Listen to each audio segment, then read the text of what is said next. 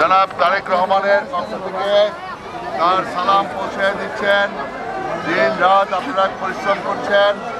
আমাদের নেতা জনাব তারেক রহমানের ধানের শীষ মার্কা নিয়ে আপনারা বাড়ি বাড়ি যাচ্ছেন, আমরা জানি। আপনারা আর কয়েকটা দিন ইনশাল্লাহ আমাদের নেতার জন্য আপনারা আন্তরিকভাবে আপনারা কাজ করে যাবেন ইনশাল্লাহ, সেটাই আমি আবেদন করব। যেহেতু মাগরিবের আজান দিচ্ছে, বক্তব্য দীর্ঘ করব না ইনশাল্লাহ। আজকে আমরা যাকে এমপি বানাচ্ছি এখানে, উনি বাংলাদেশের আগামী দিনে ইনশাল্লাহ প্রধানমন্ত্রী। আমাদের গর্ব, আমাদের আশা ভরসা, তারেক রহমানের নেতৃত্বে আমরা বাংলাদেশ আবার গড়ে তুলব।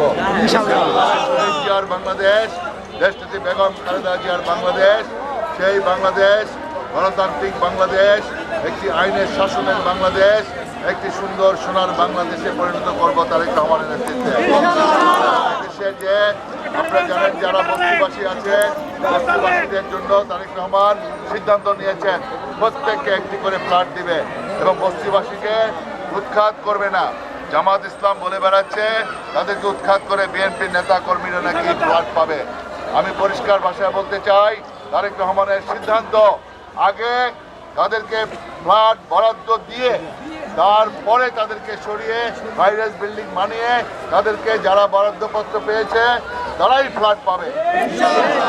এটা আপনারা পরিষ্কার করে দিবেন, কেউ যেন বিভ্রান্ত করতে না পারে। আগামী দিনে ইনশাআল্লাহ ধানের শীষকে বিজয়ী করবেন 12 তারিখ, সে আহ্বান জানিয়ে আপনাদের